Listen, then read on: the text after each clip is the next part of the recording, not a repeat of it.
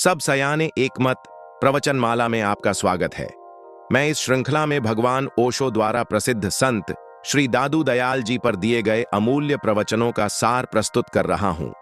यदि आप जीवन को गहराई से समझना चाहते हैं तो इसके पिछले भाग अवश्य सुनिए और अगला भाग मिस मत कीजिए, क्योंकि यह प्रवचनमाला जीवन की सबसे गहरी सच्चाई को उजागर करती है कि कभी कभी जीवन में हम ऐसे मोड़ पर खड़े हो जाते हैं जहां दोनों रास्ते सुंदर दिखते हैं, लेकिन दोनों तरफ बसने वाले लोग बदसूरत। कभी आपको भी ऐसा महसूस हुआ है?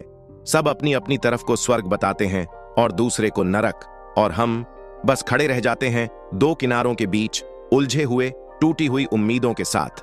प्रस्तुत है इस श्रृंखला का अगला भाग।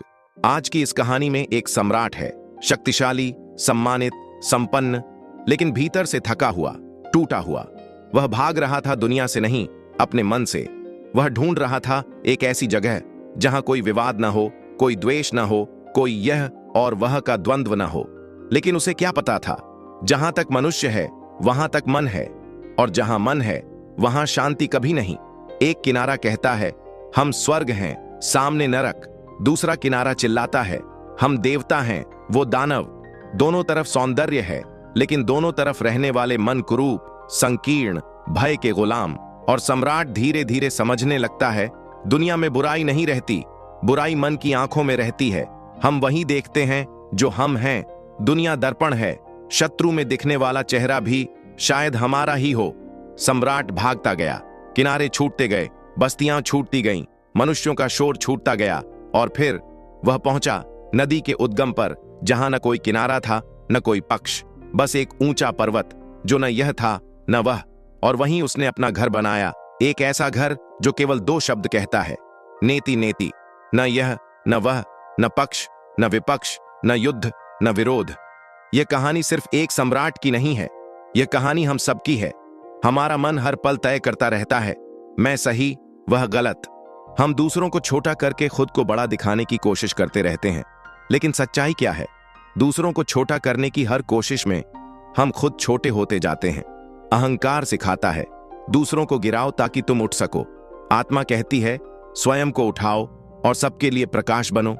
ओशो कहते हैं मन शांत हो ही नहीं सकता, मन को त्यागना पड़ता है। चिंतन नहीं, चेतना चाहिए, तर्क नहीं, स्वाद चाहिए।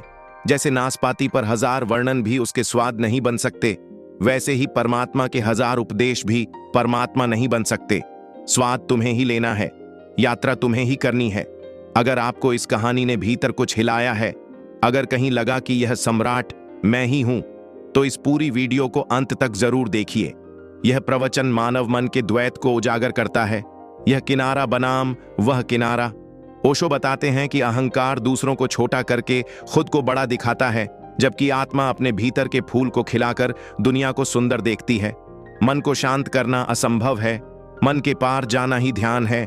सभी संत साइयां, प्रियतम जैसे प्रेम भरे शब्दों से परमात्मा को बुलाते हैं, क्योंकि परमात्मा का अनुभव बुद्धि से नहीं, स्वाद और भाव से होता है।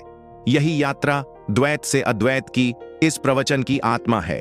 और हां, आगे बढ़ने से पहले वीडियो को लाइक करो, शेयर करो और चैनल को सब्सक्राइब करो, ताकि आने वाली प्रत्येक वीडियो का नोटिफिकेशन आपके पास सबसे पहले पहुंच सके, क्योंकि यह सीरीज तुम्हारे भीतर की नींद तोड़ने के लिए है।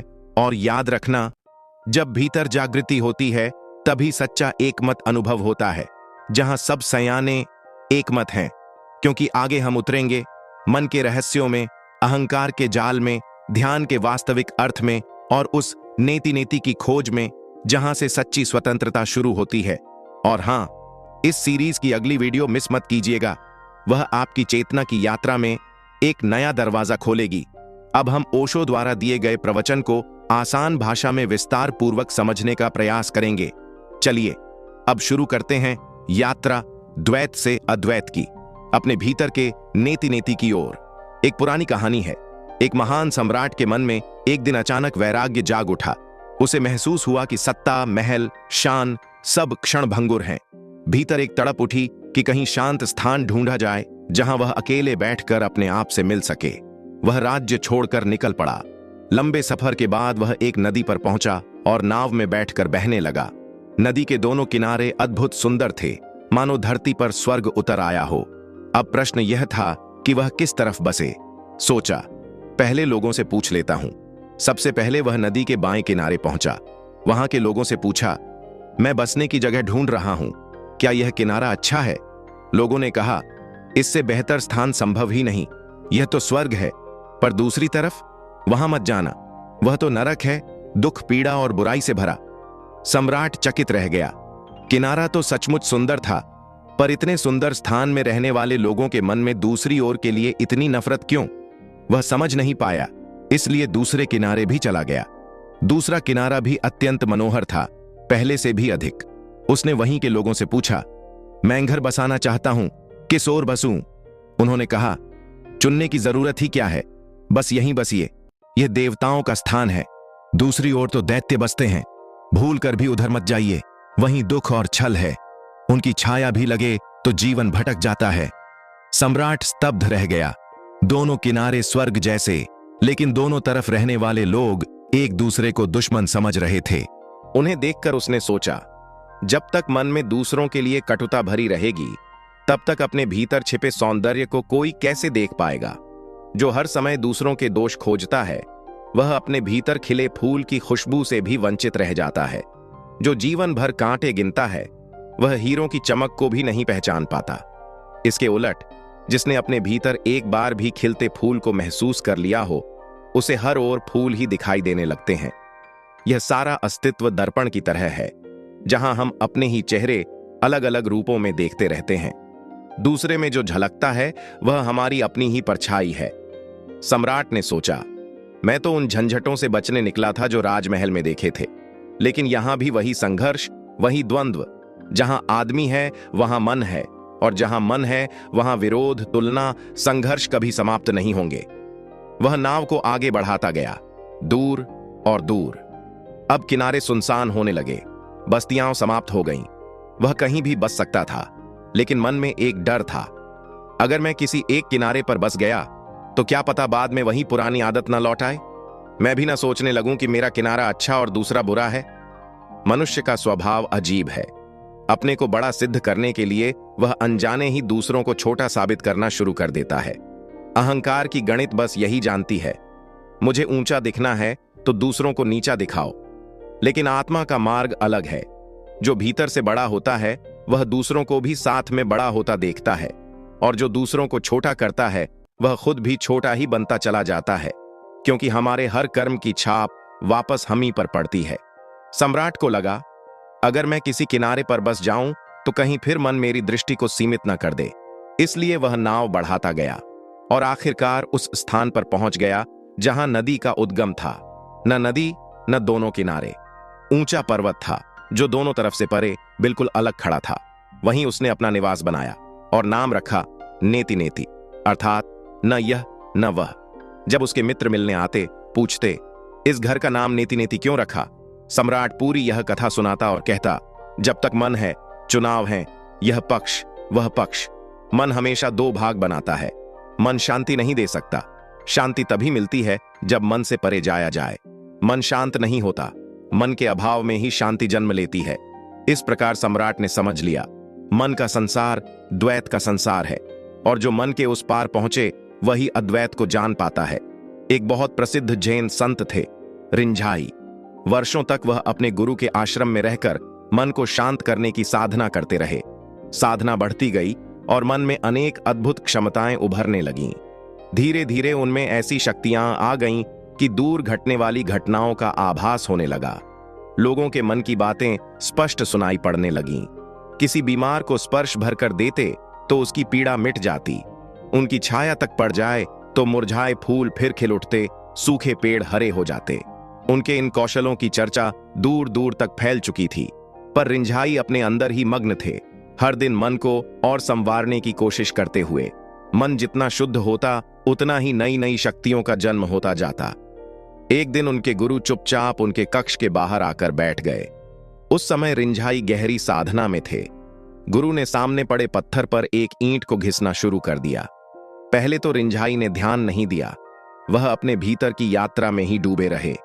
पर थोड़ी देर बाद उन्हें आश्चर्य होने लगा, गुरु ऐसा विचित्र काम क्यों कर रहे हैं? क्यों इस तरह शोर कर रहे हैं जबकि शिष्य ध्यान में बैठा है? गुरु तो बाधा नहीं डालते, फिर यह क्या? तभी मन में विचार आया, शायद मेरी परीक्षा हो रही है, देखते हो कि मैं विचलित होता हूं या नहीं। इसलिए वह चुपचाप बैठे रहे। पर गुरु भी वैसे ही बैठे रहे, घिसते गए, लगातार घिसते गए। शाम ढलने लगी। अब रिंझाई का सिर दर्द से फटने लगा। आखिर वे चिल्ला पड़े, गुरुदेव कृपया यह बंद कीजिए, ईंट को इस तरह घिसने से क्या होने वाला है? गुरु ने मुस्कुराकर कहा, मैं यह सोच रहा हूं कि शायद ईंट को घिस घिस कर दर्पण बना लूं। रिंझाई हंस पड़े, गुरुवर क्या यह संभव है? ईंट को घिसने से दर्पण कभी बना है? गुरु भी हंसे और बोले, अच्छा तो यह बात तुम जानते हो कि ईंट घिसने से दर्पण नहीं बनता, तो यह भी जान लो, मन को घिसते रहने से आत्मा का अनुभव नहीं होता। तुम भी मन को उसी तरह घिसते जा रहे हो जैसे कोई ईंट घिसता है। हाँ, मन पतला हो जाएगा, चमकने भी लगेगा, कुछ अद्भुत रंग भी दिखने लगेंगे, लेकिन वह दर्पण नहीं बनेगा जिसमें तुम अपने असली स्वरूप को देख सको। मन पर काम करते करते तुम्हें सिद्धियां मिल सकती हैं, चमत्कार मिल सकते हैं, लेकिन वे सत्य के मार्ग पर ले जाने वाले संकेत नहीं हैं। वे तो सिर्फ भीतर के बाजार हैं, जहां कई रंगीन वस्तुएं लटक रही हैं और तुम उन्हीं में उलझ जाते हो। जो लोग मन को तराशने भर में व्यस्त रहते हैं, वे अक्सर आत्मा से दूर ही रह जाते हैं। बाहरी संसार के बाजार से तो बच जाते हैं, लेकिन भीतर के बाजार में खो जाते हैं। वे ऊपर उठ ही नहीं पाते। दूसरी दिशा की ध्यान विधियां एकदम अलग हैं। इनमें मन को संवारने या साधने की नहीं, बल्कि मन को छोड़ देने की बात होती है। मन का त्याग ही वास्तविक ध्यान बन जाता है। मन पर मेहनत करने से नहीं, मन को विलीन होने देने से शांति जन्म लेती है। जब तक मन बना रहता है, तब तक पक्षपात भी बना रहता है। तुम चाहे जितना कहो कि मैं निष्पक्ष बन जाऊं, पर यह भी मन का ही खेल है। तुम निष्पक्षता को भी एक नया अहंकार बना लोगे, मैं तटस्थ हूं, मैं निष्पक्ष हूं, फिर उसी बात पर लड़ाई छिड़ जाएगी। लेकिन मूल बात वही रहेगी, केवल रंग बदल जाएगा। जब तक जड़ नहीं बदलते, तब तक नया कुछ भी संभव नहीं। एक पुरानी कथा याद आती है। गांव की सड़क पर दो आदमी भयंकर झगड़ रहे थे।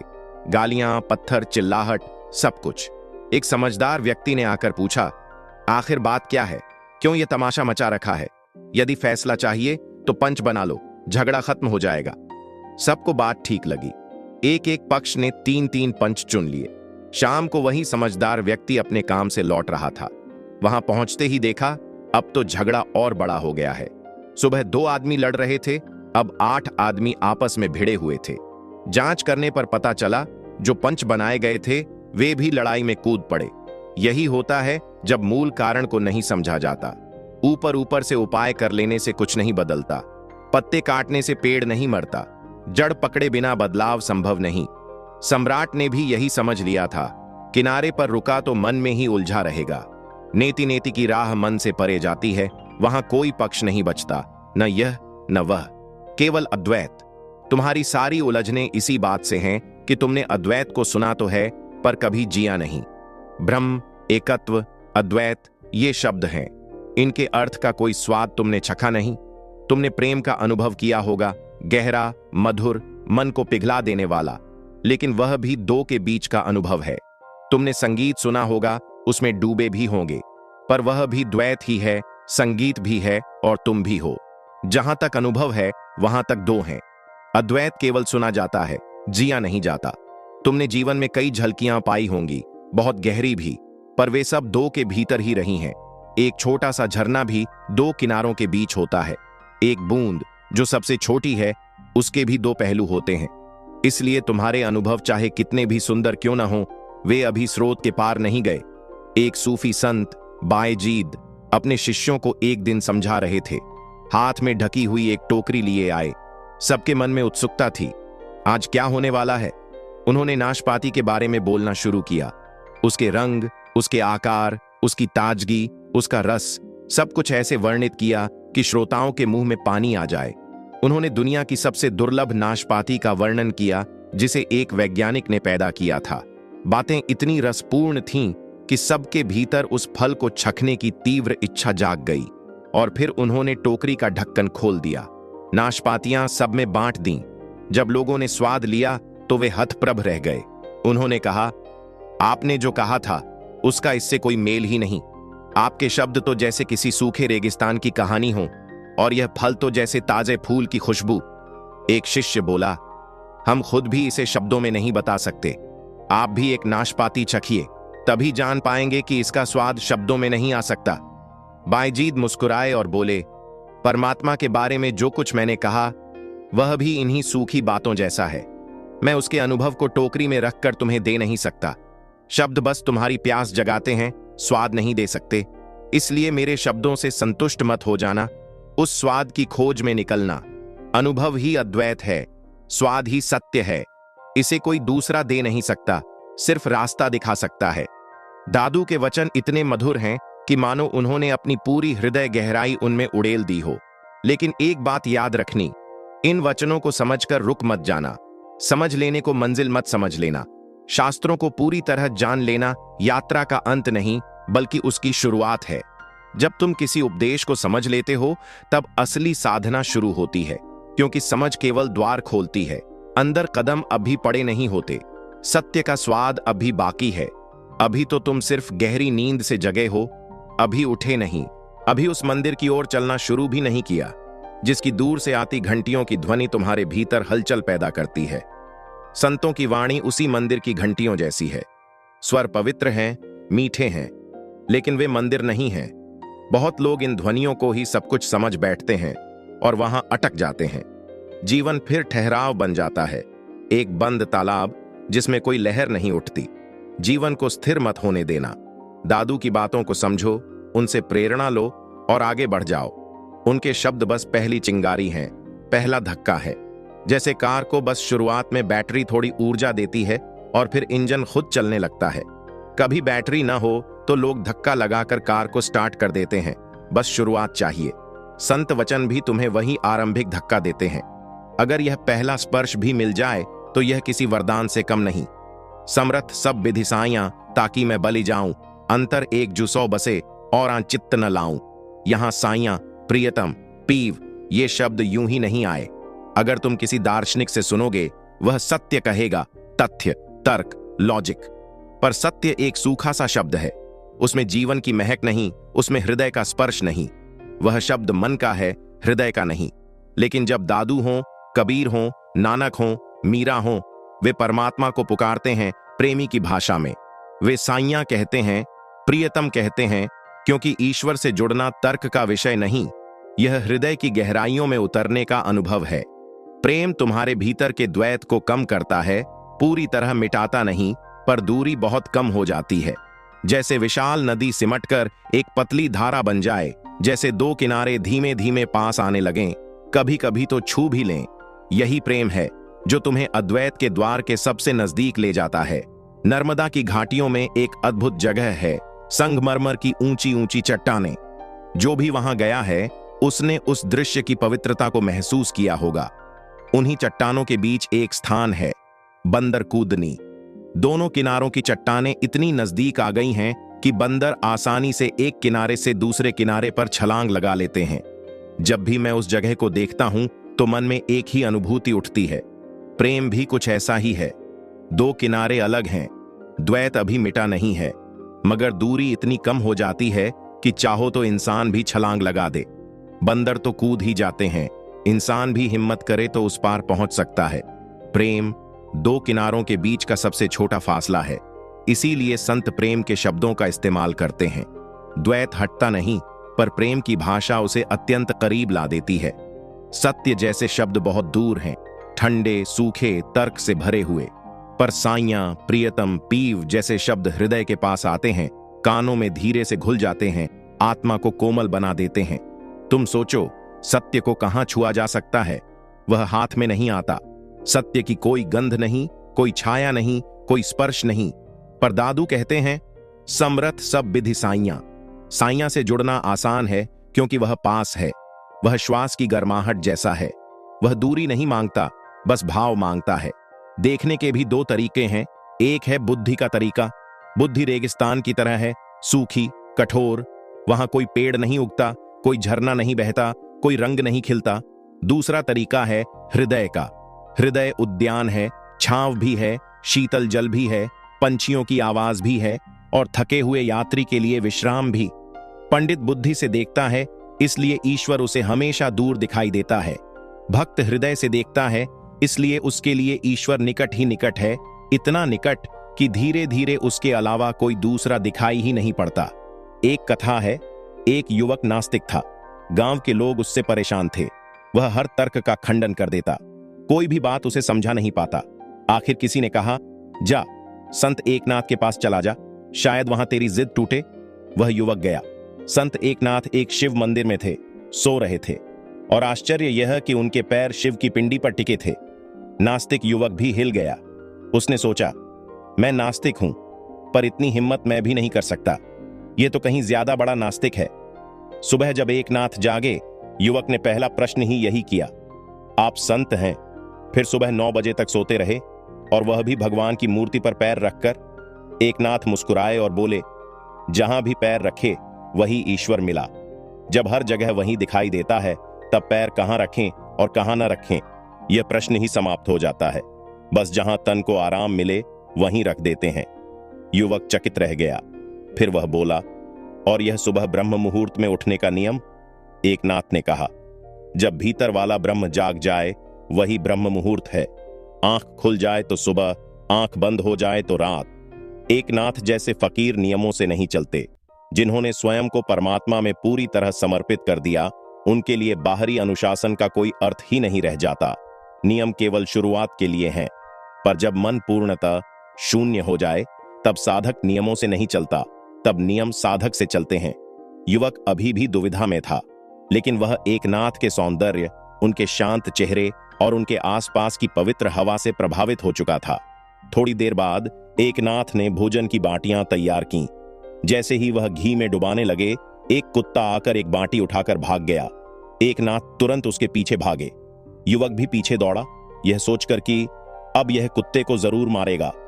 2 मील दौड़ने के बाद एकनाथ ने कुत्ते को पकड़ लिया, लेकिन मारने के बजाय प्रेम से बोले, ओ राम, तुझसे कितनी बार कहा कि पहले घी में डुबोने दे। जब हम सूखी बाटी नहीं खाते तो तुझे कैसे खाने देंगे। उन्होंने बाटी वापस ली, घी में डुबोई, कुत्ते को खिलाई और कहा, अब याद रखना, अगली बार पहले पूछ लेना। युवक स्तब्ध था। यह आदमी तर्क से परे था। यह ईश्वर को समझाता नहीं, ईश्वर को जीता था। इसके लिए परमात्मा कोई सिद्धांत नहीं, जीवन की सांस, अस्तित्व की धड़कन था। यह उसके भीतर भी था, पेड़ों में भी था, चट्टानों में भी था, कुत्ते में भी था। ईश्वर उसके लिए व्यक्ति नहीं, पूर्ण अस्तित्व था। समर्थ सब विधि साइयां, ताकि मैं बलि जाऊं। दादू का यह वचन एक गहरा संकेत है। साइयां, जो पूर्ण है, जो सब कुछ समेटे है, उसी में समर्थता है। जो कुछ होता है उसकी सीमा होती है, पर जो संपूर्ण है उसमें कोई सीमा नहीं रहती। इसलिए वह हर प्रकार से समर्थ है, क्योंकि वह सब में व्याप्त है, सबका आधार है, सबका स्वामी है। भक्त की सरल आकांक्षा बस इतनी ही है, मैं उसी पर निछावर हो जाऊं, उसी में समा जाऊं, उसी में खो जाऊं। फिर दादू कहते हैं, अंतर एक जुसो बसे और चित्त न लाऊं। वह एक ही मेरे भीतर बसे, मन किसी और की यादों से भर न जाए। यह बात बहुत महीन है। तुम परमात्मा के स्मरण को अपनी बाकी इच्छाओं के साथ जोड़कर नहीं रख सकते। तुम यह नहीं कह सकते, जीवन में बहुत कुछ करना है, घर बनाना है, व्यापार बढ़ाना है, धन कमाना है, नाम कमाना है, और हां, परमात्मा भी मिल जाए तो अच्छा। यदि परमात्मा तुम्हारी 100 इच्छाओं में सिर्फ एक इच्छा है, तो समझ लो परमात्मा अभी तुम्हारे लिए एक वस्तु है, अनुभव नहीं। जब तक बाकी सभी इच्छाएं गिरकर शांत न हो जाएं और अंदर सिर्फ एक ही चाह बच जाए, उसी की चाह, तभी भीतर संगीत बजता है। पर अधिकांश लोग तो उससे भी आगे बढ़ जाते हैं। वे परमात्मा को आखिरी नंबर पर रखते हैं। सब कामों की ऊंची ऊंची ढेरियों के बाद, सब थकान, सब व्यस्तता के बाद, जब कुछ भी नहीं बचता, तभी कहते हैं, चलो अब थोड़ा ध्यान कर लेते हैं, अगर समय बचा तो। लोग कहते हैं ध्यान करना है पर समय नहीं मिलता, पर यह बात सच नहीं है। समय तो सबके पास बराबर है, 24 घंटे। न कोई अमीर समय में ज्यादा है, न कोई गरीब कम। असल बात यह है कि उनकी सूची में परमात्मा का नंबर इतना आखिरी है कि वहां तक आते आते समय ही खत्म हो जाता है। फिल्म देखने जाना है, समय है। होटल, क्लब, दोस्तों की महफिल, समय है। ताश खेलने की बारी आती है तो लोग कहते हैं समय काट रहे हैं। यहां तक कि समय कट नहीं रहा, तो ताश तक खेल लेते हैं। पर परमात्मा, वह फिर भी आखिरी में खड़ा है। उसके पास पहुंचने से पहले ही सारी दुकान खाली हो जाती है। इसीलिए अधिकांश लोग परमात्मा को भी जीवन के अंतिम क्षणों तक टालते जाते हैं। जिंदगी बीत जाती है, समय नहीं मिल पाता, और जब मृत्यु सामने आती है तब किसी पंडित को बुलाकर उसके कान में राम का नाम फुसफुसाया जाता है। वह स्वयं भी नाम नहीं ले पाता क्योंकि होश जा चुका है। और आश्चर्य यह कि जिस पंडित के मुंह से राम नाम निकल रहा है, उसके पास भी अपने लिए समय नहीं। वह भी केवल दूसरों को सुना रहा है। उसके लिए यह उसका काम है, उसकी साधना नहीं। सच्चाई यह है, जिस परमात्मा को आखिरी में रखा जाए वह जीवन में कहीं भी प्रकट नहीं हो सकता। परमात्मा तभी खिलता है जब वह एकमात्र आकांक्षा बन जाए, सबका केंद्र, सबका सार, बाकी सब इच्छाओं को अपने भीतर समेटते हुए। तो यदि परमात्मा तुम्हें अभी नहीं मिलता तो आश्चर्य नहीं, क्योंकि परमात्मा के मिलने की शर्त ही तुमने पूरी नहीं की है। और वह शर्त है, तुम्हारी सारी इच्छाएं, तुम्हारी हर आकांक्षा एक ही दिशा में सिर्फ उसी की ओर दौड़ें। जब तुम्हारा हर रोआं, हर श्वास, हर कदम, हर विचार केवल उसके लिए हो जाए। तुम उठो तो उसके लिए, बैठो तो उसके लिए, सो तो उसके लिए, भोजन करो तो उसके लिए। महावीर ने भी कहा है, इतना ही भोजन करो जितना ध्यान के लिए पर्याप्त हो। शरीर को उतना ही बचा लो जितना ध्यान के लिए आवश्यक हो। बाकी सब व्यर्थ है। क्यों? क्योंकि जब परमात्मा मिल जाएगा तो सब मिल जाएगा, और जब परमात्मा खो जाएगा तो सब खो जाएगा। दादू कहते हैं, समरथ सब विधि साइयां, ताकि मैं बलि जाऊं, अंतर एक जो सौ बसे, और चित्त न लाऊं। मतलब केवल तुम ही मेरे भीतर बसो, कोई और मेरे मन में ना आए। और वह वचन, ज्यों राखे त्यों रहेंगे, यह कितना प्यारा है। मतलब जो जैसा रखेगा वैसा ही रहेगा। यह भक्त की सबसे सच्ची भावना है। यह उसकी प्रार्थना है, उसकी भक्ति है, उसका नैवेद्य है। यदि तुम परमात्मा को पाने में अपने बल पर भरोसा करते हो तो कभी नहीं पा सकोगे, क्योंकि भरोसा अभी तुम्हारा अपने आप पर है, परमात्मा पर नहीं। तुम सोचते हो अपने बल पर सब कर लूंगा, धन कमाऊंगा, सफलता पाऊंगा, संसार जीत लूंगा। अब वही भरोसा तुम मंदिर में लेकर आए और कहते हो भगवान भी अपने बल से मिल जाएगा। यह अहंकार है। अहंकार कभी परमात्मा तक नहीं पहुंच सकता। तुम ही बाधा हो। तुम्हारे बल नहीं, बल्कि तुम्हारी निर्बलता ही तुम्हें परमात्मा तक ले जाएगी। यह उल्टा गणित है। निर्बल के बल से राम और बलवान हार जाते हैं। जीसस ने भी कहा, धन्य है निर्बल, क्योंकि वे पृथ्वी के सम्राट होंगे।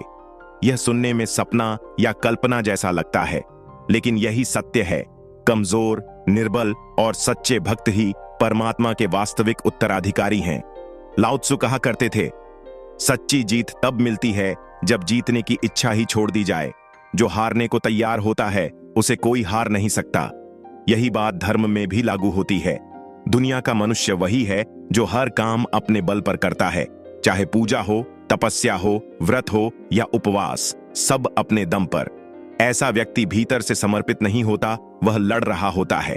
वह मन ही मन कहता है, भगवान को भी पाकर दिखा देंगे, उसे भी अपनी सफलताओं की दीवार पर टांग देंगे, जहां बाकी प्रमाण पत्र लगे हैं वहीं उसे भी रख देंगे। लेकिन भक्त अलग बात कहता है, जैसा तू रखे वैसा ही रहूंगा। अपनी जिद मैं छोड़ता हूं, अपने बल पर अब भरोसा नहीं, क्योंकि उसने जीवन में बहुत कोशिशें कर लीं। अपने दम पर दौड़ते दौड़ते थक गया। अपने ही प्रयासों से सिर्फ भटकाव मिला, अंधेरा बढ़ा, दर्द बढ़ा और भीतर अशांति का पहाड़ खड़ा हो गया। उसने समझ लिया कि अहंकार ही सारे दुखों का मूल है। जब यह बात भीतर उतरती है तो मनुष्य देखता है कि वह वास्तव में कुछ कर ही नहीं सकता, वह केवल हो सकता है। मैं कर रहा हूं, यह भी एक भ्रम है। काम तो बस घटते रहते हैं, हम सिर्फ दावा करते चलते हैं कि मैंने किया। यह बात समझाने के लिए एक कहानी कही जाती है। एक महल के पास पत्थरों का ढेर पड़ा था। एक छोटा सा बच्चा आया और उसने एक पत्थर उठाकर महल की खिड़की की ओर फेंका। पत्थर उछला और ऊपर जाने लगा। पत्थरों को भी सपने होते हैं उड़ने के। हर पत्थर चाहा करता है कि उसके भी पंख हों, वह भी आसमान में उड़ सके। यह पत्थर जब ऊपर गया तो नीचे पड़े पत्थरों से बोला, मित्रों, मैं आकाश की यात्रा पर जा रहा हूं। भाग्य ने मुझे चुन लिया है। नीचे पड़े पत्थरों में जलन भी थी, आश्चर्य भी था, क्योंकि उड़ना तो वे भी चाहते थे, लेकिन वे कुछ कर नहीं सकते थे। पत्थर उड़ नहीं रहा था, बल्कि फेंका गया था। पत्थर खिड़की के शीशे से टकराया, कांच टूट गया। पत्थर ने गर्व से कहा, मैंने चेतावनी दी थी कि मेरे रास्ते में आया तो चकनाचूर हो जाएगा, अब भुगतो। लेकिन पत्थर ने यह नहीं समझा कि न उसने उड़ना चुना था, न कांच तोड़ना। यह तो कांच और पत्थर का स्वभाव था, टकराएंगे तो कांच टूटेगा ही। टकराते ही पत्थर की रफ्तार भी खत्म हुई, उसका उड़ना यहीं समाप्त हो गया। वह सीधा महल के अंदर बिछे कालीन पर जा गिरा। गिरते ही उसने सोचा, अच्छा, मेरे स्वागत की तैयारी पहले से कर रखी थी। कालीन बिछे हैं, रोशनी सजाई गई है, चित्र टंगे हैं, लगता है मेरी आने की खबर पहले से थी। तभी महल का नौकर दौड़ता हुआ आया। उसने सिर्फ टूटे कांच की आवाज सुनी थी। वह पत्थर को उठाता है फेंकने के लिए, लेकिन पत्थर सोचता है, देखो, स्वयं महल का मालिक मेरा स्वागत करने आया है। नौकर इसे क्या समझता, लेकिन पत्थर की अपनी कल्पनाएं थीं। उसने उसे फिर बाहर फेंक दिया। पत्थर वापस उसी ढेर पर आ गिरा। गिरते ही उसने साथियों से कहा, तुम्हारी याद आ रही थी। महल, रोशनी, कालीन सब देख आया। राजाओं ने स्वागत किया, मुझे हाथों में उठाया। फिर उसने गहरी सांस ली और कहा, लेकिन अपना घर तो अपना ही होता है। मैं वापस लौट आया हूं, यहां ही रहूंगा। कहानी समाप्त होती है, लेकिन सीख बच जाती है। हम भी उसी पत्थर की तरह हैं। बहुत सी चीजें अपने बल से करने का भ्रम पाल लेते हैं। ऊपर उठते हैं तो सोचते हैं हम उड़ रहे हैं, गिरते हैं तो भी उसी भ्रम में रहते हैं। पर सत्य यह है, जहां अहंकार है वहां परमात्मा नहीं मिलता, और जहां समर्पण है, जैसा तू रखे वैसा ही रहूं, वहीं शांति बरसती है।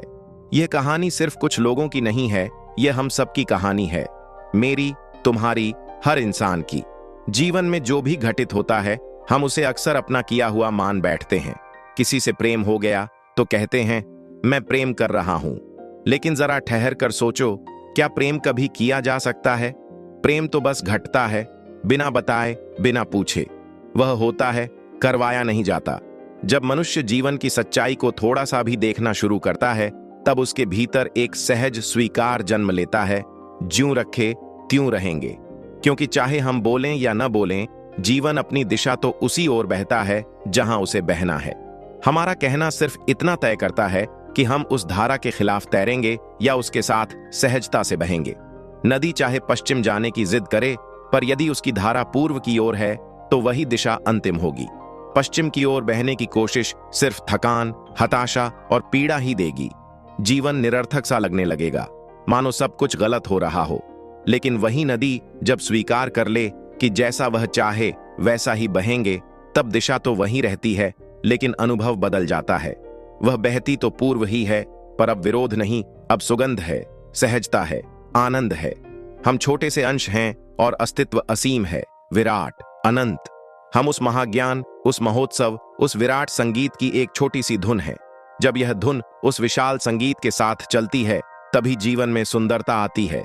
विरोध करेंगे तो बस कड़वाहट पनपेगी, लेकिन संगति में बहेंगे तो गीत, नृत्य और आनंद अपने आप उतरने लगते हैं। दादू कहते हैं, ज्यों राख है त्यों रहेंगे, अपने बल नाही, सभय तुम्हारे हाथ ही है, भाजी कत जाही। भाग जाओगे कहां?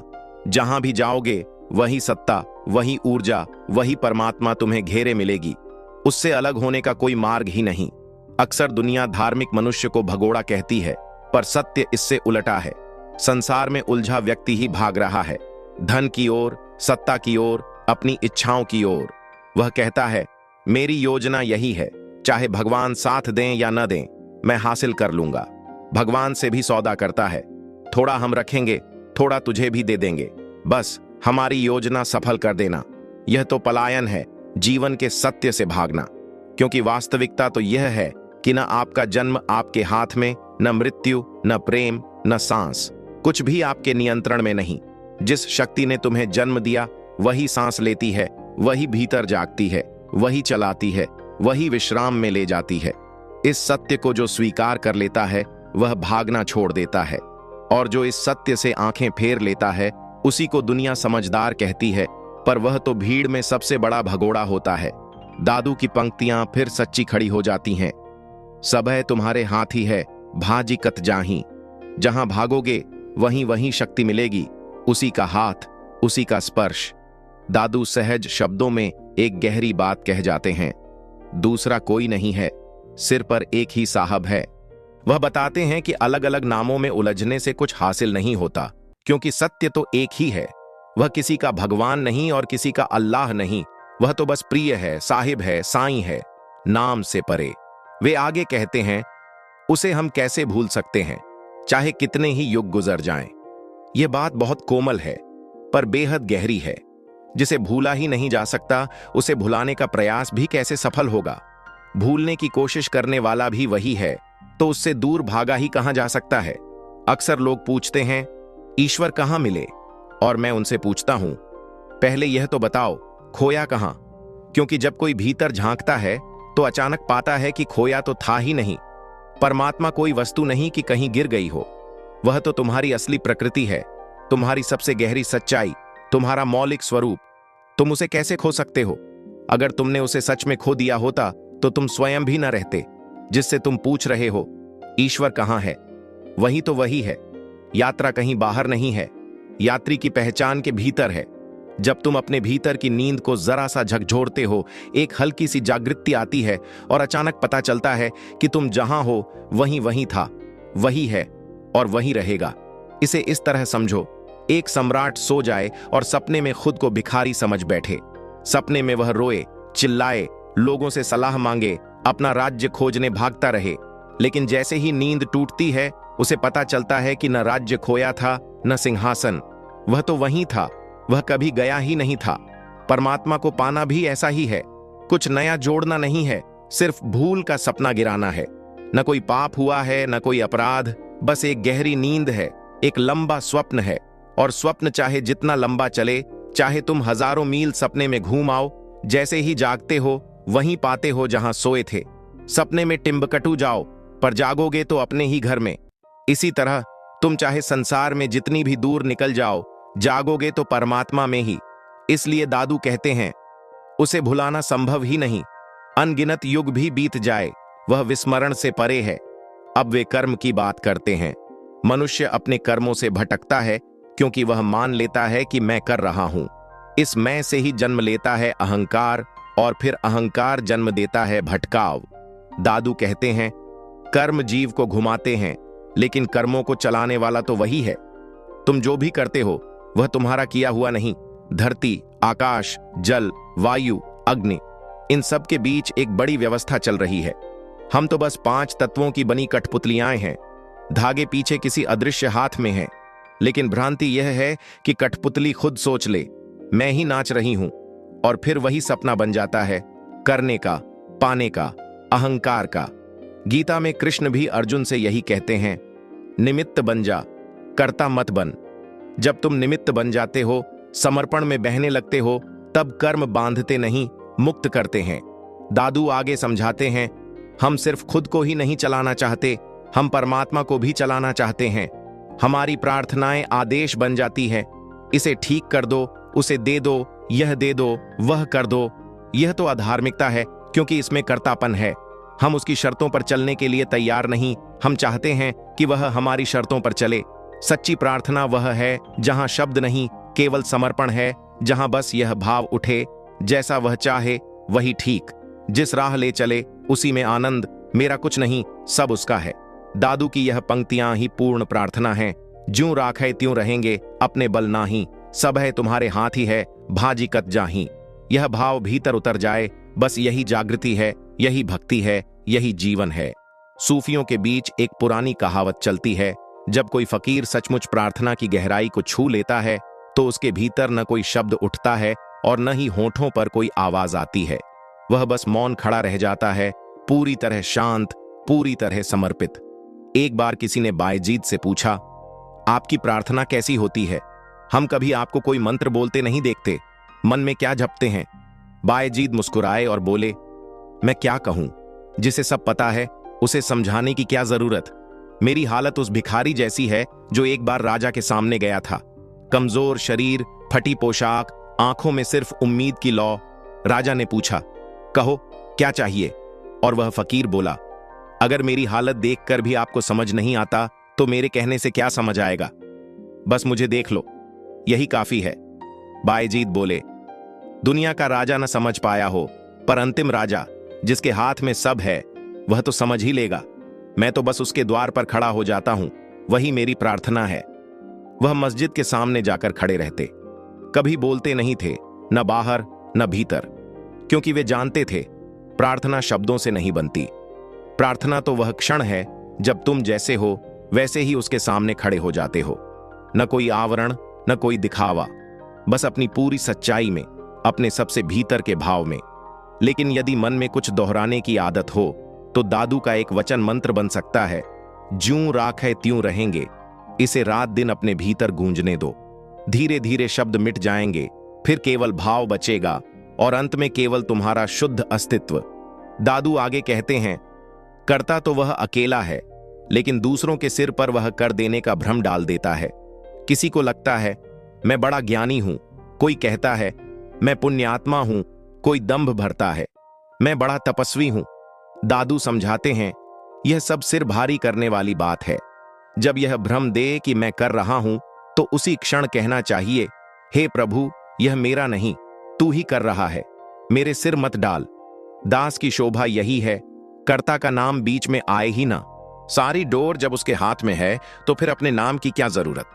अगर यह स्मरण जागृत रहने लगे, एक दीपक की तरह भीतर टिमटिमाने लगे, तो जैसे ही अहंकार सिर उठाए बस ऊपर देख लेना और हंस देना, लो फिर वही धोखा आ गया, ये मेरा काम नहीं, तेरा है। धीरे धीरे यह भावना इतनी गहरी हो जाती है कि कुछ कहने की भी जरूरत नहीं बचती। तुम जो कुछ करते हो, अच्छा या बुरा, सब उसी की लहर पर घटता दिखने लगता है। फिर दुख नहीं चुभता, सुख में चिपकाव नहीं होता, दोनों किनारे एक जैसे लगते हैं। यहां से धार्मिकता की असली क्रांति शुरू होती है। ओशो कहते हैं, न स्वर्ग कहीं बाहर है और न नरक। नरक तो मनुष्य ने अपनी कल्पनाओं से बनाया ताकि दुश्मनों को कहीं भेज सके। अस्तित्व में तो केवल स्वर्ग जैसा सौंदर्य है। जो कुछ भी है सब उसी का विस्तार है। जो आपको बुरा दिखे समझ लेना दृष्टि की भूल है। अस्तित्व खुद कभी बुरा नहीं होता। जिस दिन आपको हर तरफ शुभ ही शुभ दिखाई देने लगे, उस दिन जान लीजिए आपने परमात्मा का घर पा लिया। द्वंद्व टूट गया, अद्वैत का रस टपकने लगा और वही रस जीवन की सारी भूख मिटा देता है। उपरोक्त चर्चा का सार यही है कि सच्ची प्रार्थना शब्दों में नहीं होती, बल्कि अपनी पूर्ण सच्चाई में परमात्मा के सामने खड़े हो जाने में होती है। फकीर का मौन ही उसकी सबसे गहरी प्रार्थना है, क्योंकि परमात्मा को बताने की नहीं, बस होने की जरूरत है। करता वह है, हम नहीं। जब मैं करता हूं का भ्रम टूटता है, तभी जागरण शुरू होता है। दादू का मंत्र ज्यूं राखे त्यों रहेंगे अहंकार को पिघला देता है और भीतर समर्पण जगाता है। अस्तित्व में केवल सुंदरता है, बुरा केवल हमारी दृष्टि की गलती है। जिस दिन हर चीज में शुभता दिखाई देने लगे, वही परमात्मा की प्राप्ति का क्षण है। आज बस इतना ही। हरि ओम तत्सत।